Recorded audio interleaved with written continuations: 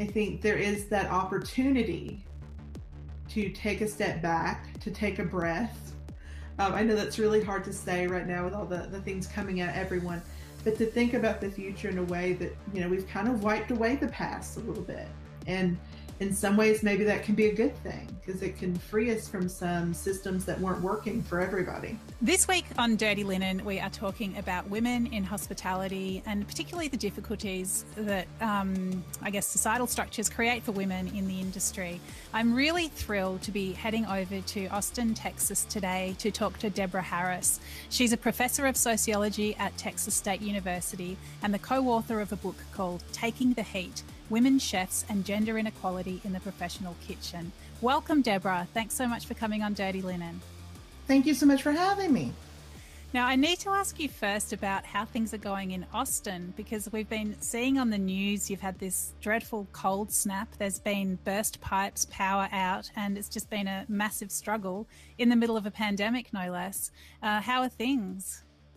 Well, for me personally, things have gotten better. I was without power and heat for about 4 days, and on day 3, some friends were able to kind of rescue me.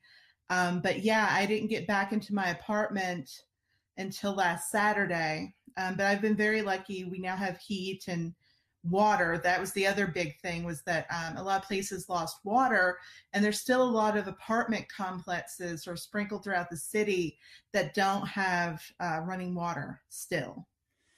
It's just really unthinkable. It doesn't seem like something that would happen in the United States. How do you cope when there's no water and no heat in the middle of winter? I mean, it was I try to say it with a grain of salt, knowing that I'm still a lot luckier than a lot of people, but it was quite frankly very traumatic, to just know that the information you're hearing from these entities were the people in charge of our power and our water. There was really not a lot of information about when things were going to get better, if they were going to get better, and just having no way of knowing how long something was going to happen. I had gone into it. I think of myself as a fairly responsible person, and I had gone into it with plenty of food and things like that, not lots of good things, thinking at the worst, what we had been told is there'd be rolling blackouts, and not being told until, over a day into it that, well, actually, they're not going to roll, they're going to stay in your area of the city, and we have no idea when things are going to get better. So that was really disappointing and very frightening. As someone in the United States, I had never really lived under those conditions. Yeah, uncertainty has been a little bit of a feature of the past year or so, but it is so much harder to deal with things when you don't know how they're going to play out. I'd also love to ask you about vaccinations and how that's flowing through. Is Texas pushing ahead with vaccination, and has the blackout slowed that down? Well, it did. I mean, in fact, myself, I was getting my second dose. It was scheduled for the week of the blackout, and so it got rescheduled. So I got my second dose myself last Thursday. So we are finally, I would say, maybe a little bit of sort of pushing through in Texas, sort of that bottleneck that we've been through. So I know in Austin, they're practicing getting ready for doing some mass vaccination sites, where they'll be able to do, I think they're hoping to get up to 50,000 people a week, I think is their goal. So they're trying to ramp up. So we're seeing more of that. Things vary very much because in the United States, basically, each state has their own plan. So, for example, I'm originally from Alabama, as you might could tell from my incredible accent. But my family there, they have different sort of ideas about who is eligible right now versus what Texas does. So that's another thing that sort of adds a level of uncertainty too about just when we can expect everyone to be able to get vaccinated. It's so full on, and it's so different to what we've experienced in Australia. I mean, vaccinations have only just started to roll out here, but I guess we don't have the urgency in the sense of so many cases. We've been relatively insulated from the worst impacts of the pandemic, at least in a health sense. But yeah, I was watching CNN last night, and the news desk in the US said, for the first time since, I don't know when, November or something, we've got fewer than 50,000 people in hospital due to COVID. And I just thought, oh my goodness, that is such a high number. And for that to be a good number I just found it just really threw me. Yeah, I think that is so strange that what the bar we've set for ourselves is how we're doing well it still seems so crazy, I think, to a lot of the rest of the world. Yeah. Well, I sincerely hope that you're sort of on the other side of it in terms of cold snap, power outages and pandemic. But yeah, let's get to today's topic, which is about women in hospitality, women working in professional kitchens. What drew you to this topic, Deborah? Well, I'm a sociologist by training, and something I've always been interested in is sort of the bigger issue of sort of women and inequality. And the sort of funny story of what got me to the specific research was when I first started teaching, my sort of weekly self-care ritual was at the end of every week is I would watch Top Chef as sort of your kind of fun. It's a show here in the United States. I'm sure you've heard of it, where all these professional chefs come and they compete to be named Top Chef. And it was just sort of a fun escapism thing that I would do to kind of wrap up the week and kind of relax. And I noticed that there was a big deal about how at the time I had watched it, a woman hadn't won yet. And there was an episode where they sort of tricked the chefs into getting dressed up to go out to a nightclub, only for them to find out that, oh no, it was a trick, as in a lot of reality show competitions do, that they had to then go cook for people. And one of the women in particular was like running through a grocery store, getting her shopping done so she could cook. And she made a big point of saying, I'm so angry they did this to us. I never let my under chef see me this way. So I started thinking, well, why is she so upset? And I thought, well, if I was in a male-dominated job, because at this time, like, I could think of a lot of men chefs, even though I wasn't a real foodie or anything, but I couldn't name a woman chef. And I thought, if I was one of the few women in this industry, I probably might try to downplay my femininity. And her being dressed up in a dress and high heels, I could see that making her uncomfortable, trying to fit in and compete in this career. And so I got up and I started doing some research and looking around to see that, so much of when we think about if a job is naturally for a male or naturally for a female, and of course I'm putting really big quotation marks around the word natural. When we talk about it, we usually try to say things like, oh, well, men are naturally stronger, women are naturally more nurturing. But it's really hard to say that a job, the reason it's so male dominated is because, they're just naturally better at a job, when cooking is what a lot of women do every day in the family. So it really shows that some of these divisions we have about what's proper men's work and what's proper women's work is very socially constructed. And so that was sort of the hook for really getting me and then my co-author Patty Giuffre and I interested in doing this study. Right. Yeah. Fascinating. And yeah, I can feel that woman's anger in her high heels in the grocery store. I really get that. So what were some of the things that you discovered? Yeah, well, we found that it wasn't like when we asked the question, why is the culinary world, particularly sort of high-end cuisine, why is it so male dominated? There wasn't really one answer, one simple trick that would solve this. But it was more about, for example, a history where, early chefs, particularly sort of the French culinary tradition, which has been held up as sort of the highest, at the height of cooking.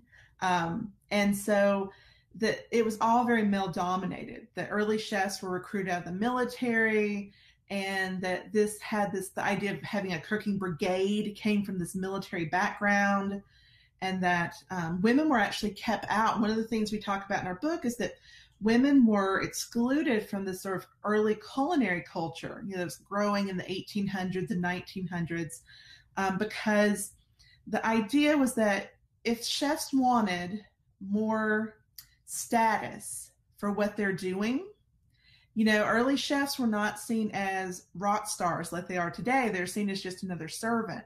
But if they wanted to be seen as professionals who were deserving of more respect, more money, they needed to separate the work that they did professionally from the work being done in the home. So there was a lot of this sort of denigrating women's cooking at home because they didn't want to be associated with it. So why should we respect you when a woman's doing this job for free at home every day? And so women were excluded from cooking jobs, from cooking competitions, culinary schools. And this created this male-dominated culture that we still see today, where women chefs, even today, when they want to move into working in a kitchen, oftentimes the onus is on them to fit into the kitchen, culture. So they have to prove that they're just as physically, just as mentally tough as the men. And they're always under scrutiny, especially at the beginning, to prove that they're tough enough. And so you can imagine that's a lot of pressure on women. But the women we talked to, they were actually able to kind of make it. They were able to really persevere and win the respect of their male coworkers. A problem, though, they face is that when they got sort of up the kitchen hierarchy, when they got promoted over some of the men, they didn't like it. The men didn't like having to answer to a woman. And so they kind of had to prove themselves all over again. And so they had to come up with sort of a gendered strategy to be the boss, because there weren't any role models. There wasn't a model of a woman chef. So the women had to figure out what's the best way for them to act. And so that was another sort of struggle for women to get promoted. And then finally, another thing we found that kind of kept women from rising up in the industry is that it's just a career that's really hard to reconcile with having a family. It's really hard, especially if you're in the United States, for example, if you're at a small restaurant, do they offer maternity leave? Do they offer, and is it paid? Probably not. Do you have health insurance paid for by your employer? Things like that. And then just the hours that you work. Is that compatible with childcare needs? Do you have someone that can watch the child at night? Will you ever get to see your kid? That type of thing. And so that sort of pushed a lot of women out of being a restaurant chef, was something that we found as well. I mean, men have children too. Yeah, absolutely. I mean, that was one of the things, right? That there's this sort of cultural idea that and we're seeing this so much in the pandemic. I don't know if you're seeing this in Australia, but we're seeing it all the time in the United States, that as things are right now, when there's push comes to shove, even in families that say they're very egalitarian, it's often the women's career that sort of gets put on the back burner, pardon the pun, when it comes to making sacrifices for the family. Yeah, well, I mean, without wanting to, I think I've said this already in this podcast, so I don't know if it's fair to keep mentioning it, but when everyone's working in the home, I reckon often it's the woman who still makes lunch for the husband or for the man that happens to be there, while he's doing his home office. So I think, as we well know, in all kinds of areas of society, women do pick up that domestic load, and it's a very strong societal structure, and why is it not being dismantled? One sandwich at a time. Can you talk about the idea, this concept that you wrote about called precarious masculinity?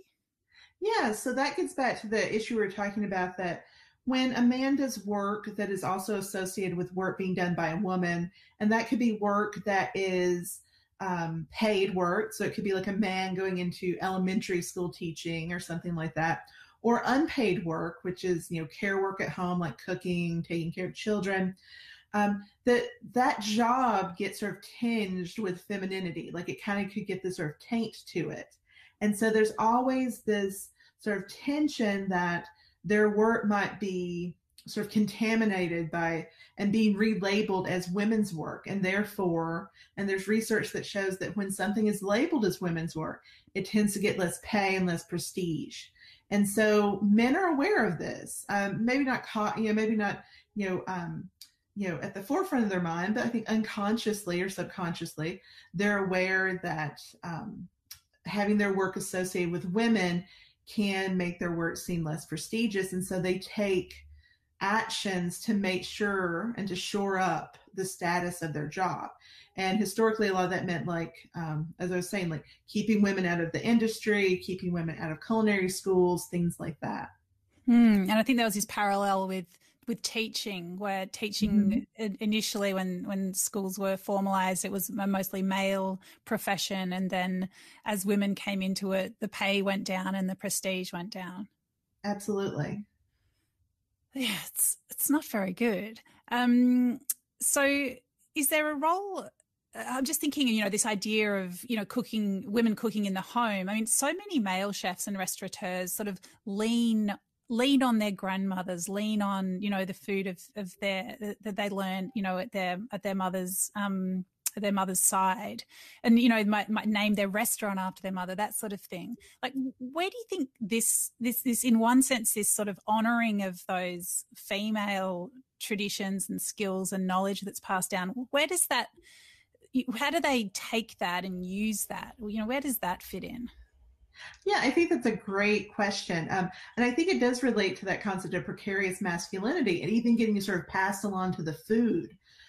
One of the things we did, instead of just talking to the women chefs, we also did an analysis of food media. And so we looked at how these sort of prestigious publications like the New York Times, the San Francisco Chronicle, Food and Wine, and gourmet magazines, how they talked about chefs and if they talked about men and women differently. And we found that there was this sort of interesting sort of trope, or sort of almost this plot that you would read about when you're reading about male chefs and their backgrounds. And oftentimes they would be inspired, like you said, from a mom or a grandmom, and they would learn to cook at their side, and they would learn to love food.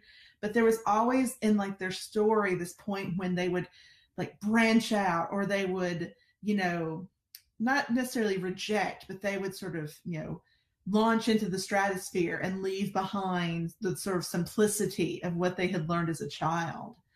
So that was this really common story we kept reading about when we were reading about these stories about sort of the most upper echelon male chefs. So it was like they would use the women's work as sort of inspiration, but to make sure that it wasn't devalued, they'd have to talk about how they would add a twist to it, or they would make it more technical or more scientific, bring in some of the sort of molecular gastronomy techniques or some of those types of things to the sort of very much family-based food.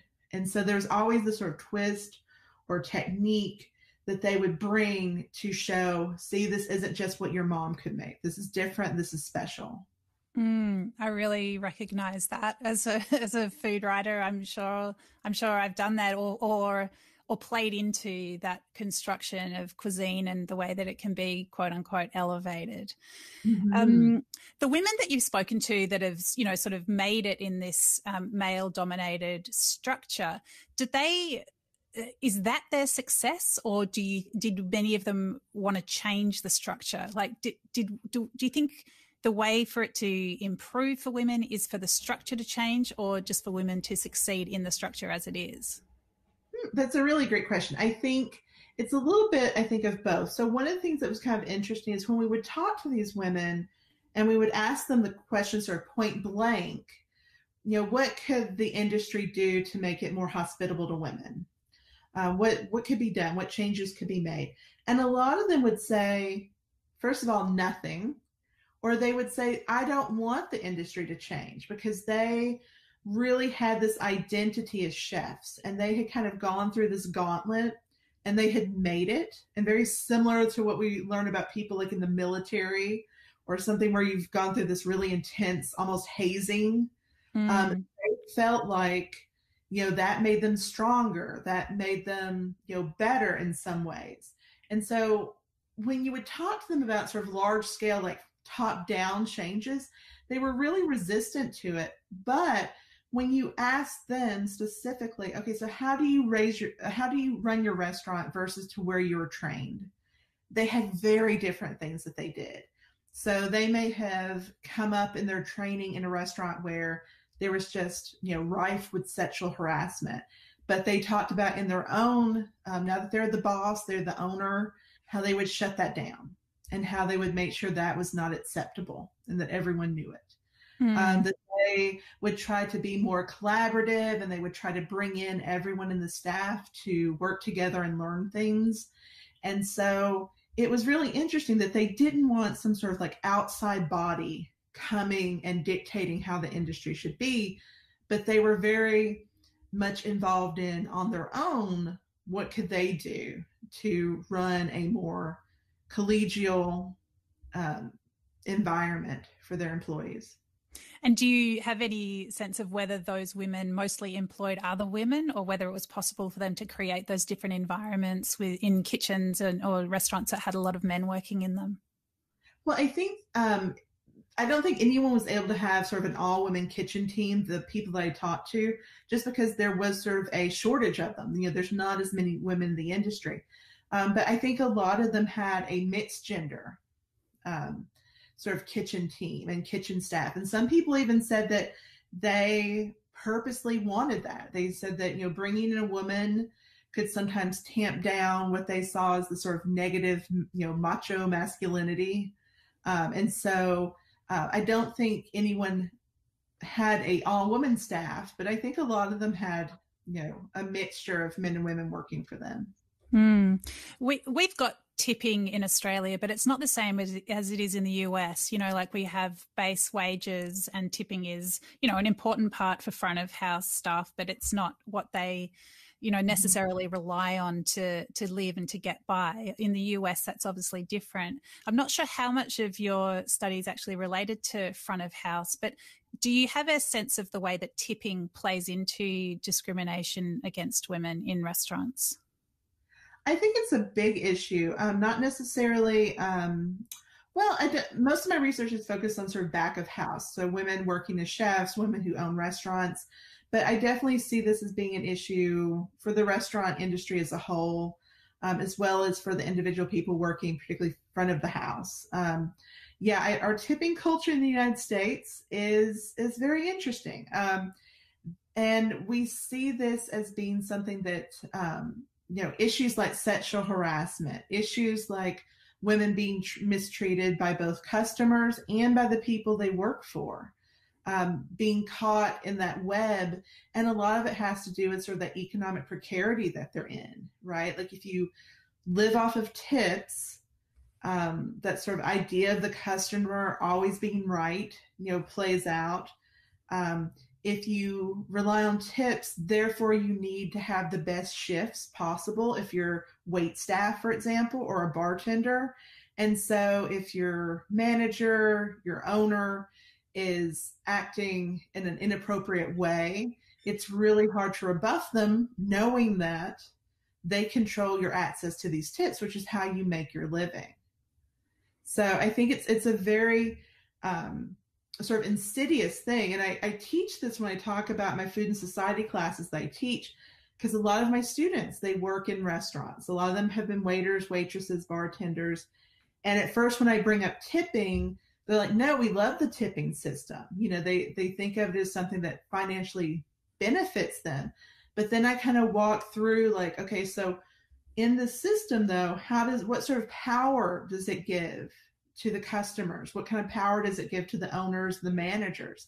And then they start seeing like, oh, some of my not so great work experiences, if you kind of come down to it, the economy of tipping is definitely a part of that.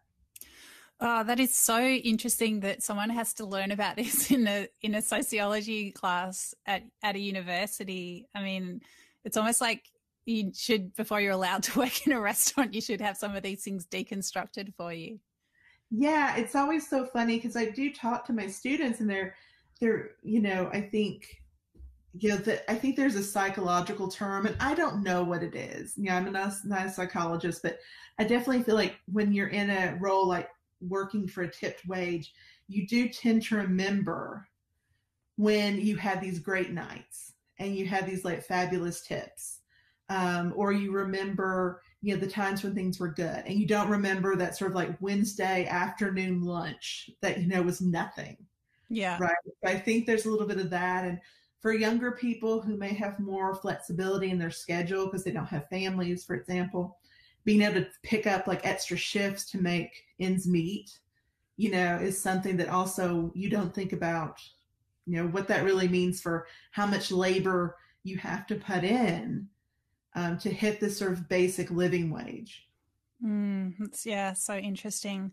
And I'm sure, these are young students. I'm sure as people get older, I mean, you talk about the family responsibilities, but I think, there's other, it's, probably the older you get, I'm sure there'd be some kind of study like older waiters get lower tips. I think there'd be a lot of different types of discrimination that play into that. And speaking of which, and this is a big question. But I'm just looking at some of your scholarly work, and there's so much interesting stuff. I just want to talk about all of it. But let's just where do you see the intersections with race and other types of discrimination, perhaps around sexual orientation and the kinds of things that we see women facing? Are there similar dynamics at play?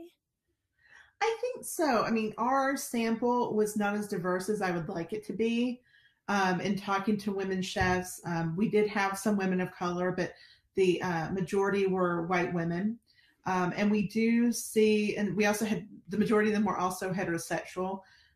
Some of the research from talking to people and then also from reading, we do see some interesting things when you look at women who, for example, who identify as lesbian or identify as queer, is then they sort of occupy the sort of weird third role. I mean, they talk about this themselves, that in some ways they fit in well with the men. Like sometimes the men adopt them as like, sort of a pseudo male, in their kitchen, depending on how they sort of present themselves.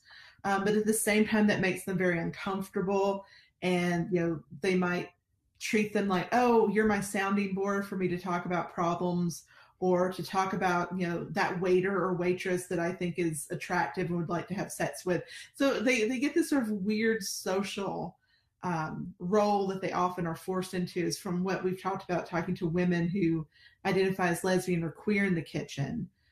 For women who are racial ethnic minorities, there are these additional barriers, right? When since I did this book, one of the things I've been looking at recently is sort of the role of entrepreneurship and how difficult it can be for women of color to get access to the capital that they need to open their own business, and how women who have these amazing like resumes, these amazing, list of accomplishments, but when they go to get the money and ask people to invest in it, they sometimes are not successful compared to if a white male had gone in with a similar background of sort of proving themselves, a track record like that.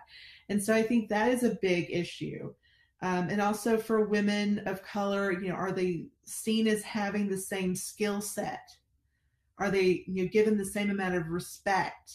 When we were analyzing some of the media about men and women, there's also some really interesting racial discussions in this food media, where if a woman of color or even a man of color, a racial ethnic minority, when they would cook something, especially if it was a dish associated with their racial background, somehow that was talked about as if it wasn't as much an accomplishment if it was this more sort of traditional French cuisine.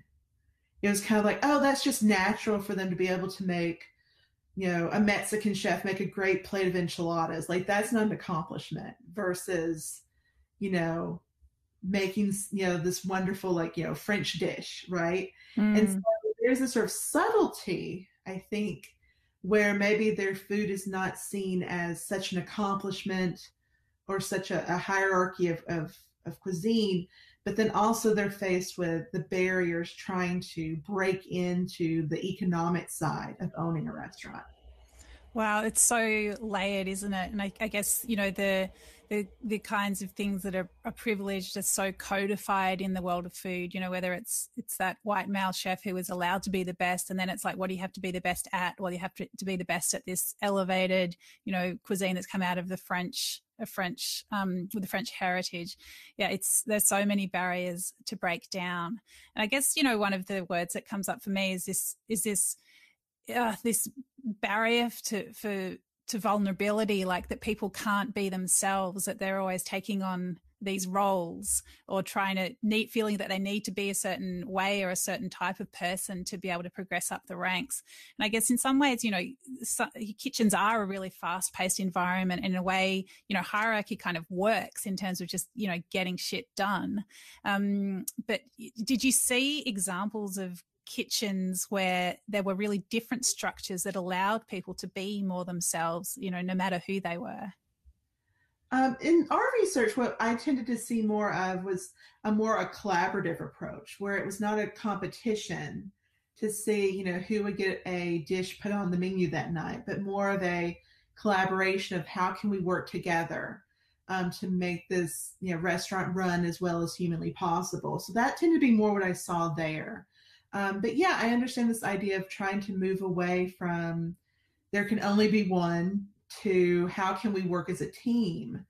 And you're right, like the pressure to be inauthentic was really hard for the women, especially when they tried to ascend to be a leader, right? If they tried to take on sort of the harsh, top down, you know, very, you know, angry, like yelling kind of orders, barking orders at people chef, you know, the sort of classical male model that we sometimes think about, you know, they were labeled as a bitch, right? So it was seen as they were not being authentic. They were trying to act like a man. That was a very common thing that women chefs were trying to emulate the men chefs they had, you know, trained under.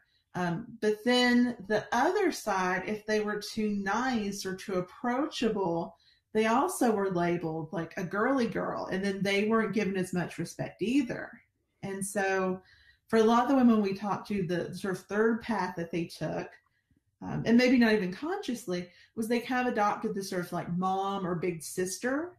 So they would be like, you know, friendly, but they would also have boundaries, and they would kind of mentor the people, you know, on their staff.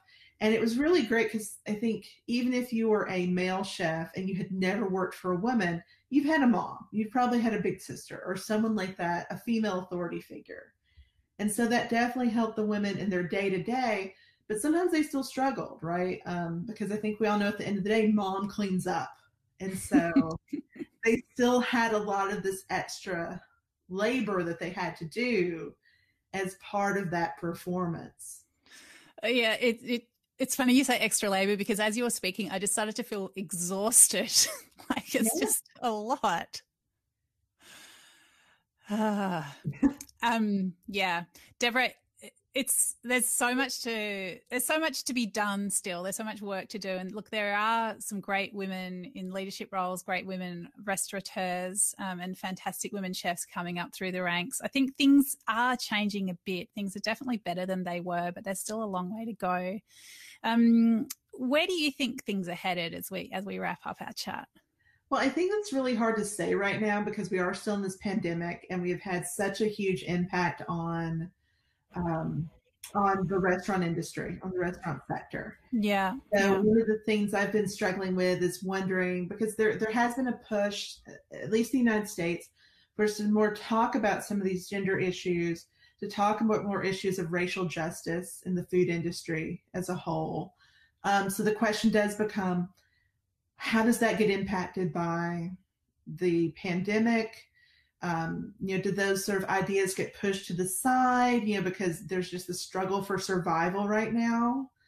So I think that's sort of the big question mark, right? Are we going to keep on trying to address what we see are the bigger long-term systemic issues in the industry?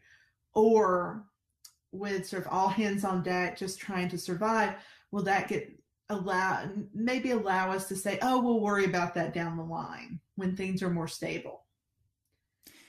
Yeah, it's such a big issue. I mean, we've been much luckier than you in Australia in terms of, how much restaurants have been allowed to open, and things are not quite normal, but, everywhere's open now. And I think there is this real tension between, if not now, then when. This is such an amazing opportunity to reset, but also this very, very strong push back to normal, quote unquote.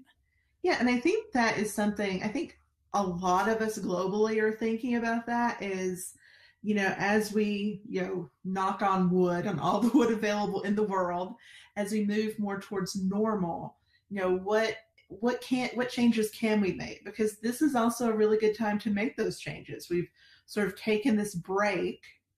So you can say, the claims that we have to do certain way because it's always been done this way. Well, things have changed so much. You can't even say that now, that, oh, this is always the way it's been. Well, no, it hasn't been that way for a year. So I think now is a good time to maybe try and take some stock and think about going forward with tradition and these feelings that things have to be done a certain way. Do they? I think there is that opportunity to take a step back, to take a breath. I know that's really hard to say right now with all the things coming at everyone, but to think about the future in a way that, we've kind of wiped away the past a little bit. And in some ways, maybe that can be a good thing because it can free us from some systems that weren't working for everybody. I love it. I really hope that happens. I think you're so right. It is the time to make some changes. And yeah, there's a lot of people working towards it. And, I hope that that energy isn't dissipated and that there can be some amazing follow through. Deborah, it's been an absolute privilege and pleasure to have a chat to you today. Thank you so much for sharing your expertise. We're really grateful. Thank you so much. I really enjoyed it. Great. Thank you. Take care and stay warm out there. I'll try. This is Dirty Linen, and I'm Dani Valent. We air the issues that the hospitality industry finds hard to talk about. We spend a week thrashing around each issue, hearing from different people with unique perspectives. We want to hear from you as well. If you have something that needs to be said about a topic, get in touch so we can include your perspective. Contact us at dirtylinen@deepintheweeds.com.au or hit us up on Insta at Dirty Linen Podcast. We can't wait to hear from you.